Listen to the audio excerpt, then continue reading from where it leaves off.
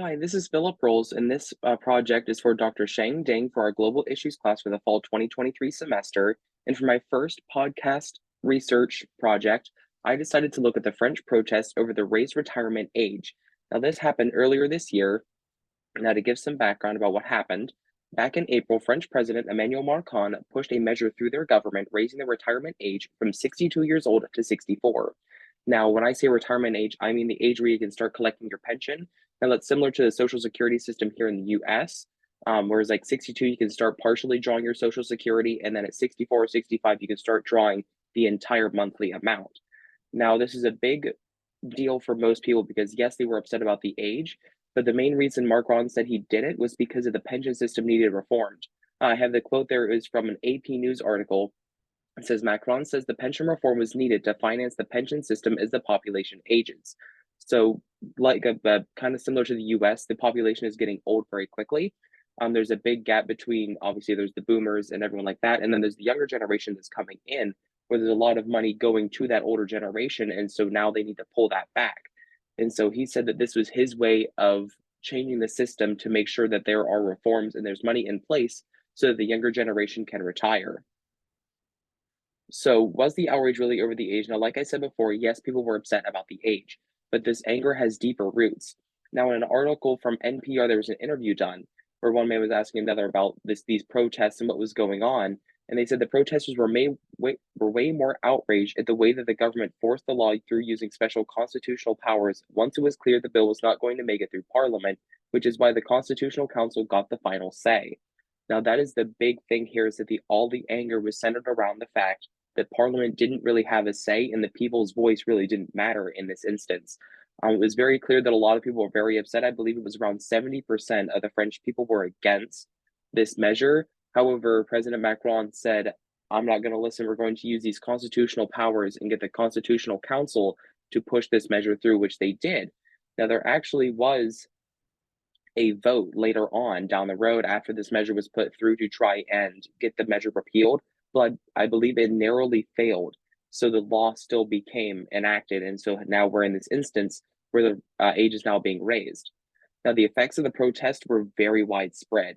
A third of flights were canceled at Paris's Orly airport because of the strikes, and about 10% of trains around France were disrupted. There were around 250 marches, rallies, and other actions planned around the country to mark the 14th day of national protest since January. So they knew the measure was coming, and protests started in January, and this measure didn't go through until April. So these protests lasted quite a while, and it was very shocking to see that a country with a leader as, President Macron could see these protests and still want to push this kind of measure through, given the backlash. But given that he is in the beginning of his second term, he cannot be reelected. So the people are almost stuck with him.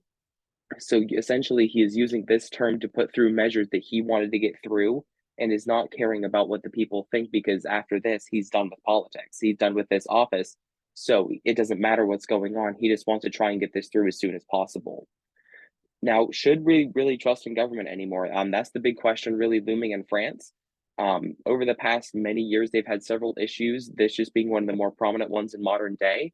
I have several quotes here from an article from politico.edu. The first in the French president's deployment of a full armory of special constitutional powers to impose a reform rejected by 70% of French adults has created or accelerated a deeper political malice. And that is really shocking, as I mentioned previously, about that 70% of people rejecting the reform and the fact again that he is just pushing this measure through and did not really listen to the people. And then the second one here, the higher handed power of the president and the executive is a short circuit. A normal parliamentary vote has been used 100 times since 1958. Now, that is a very shocking number to hear that a power that this president has is even in place to begin with the fact that since 1958, it has been used 100 times.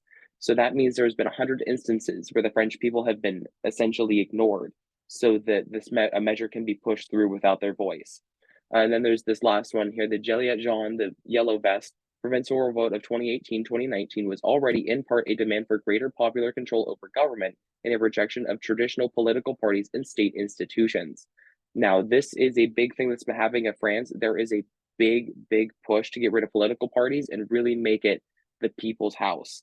They really want it. So instead of like here in the US where it's Democrat, Republican, and those couple parties in between, they want absolutely none of it.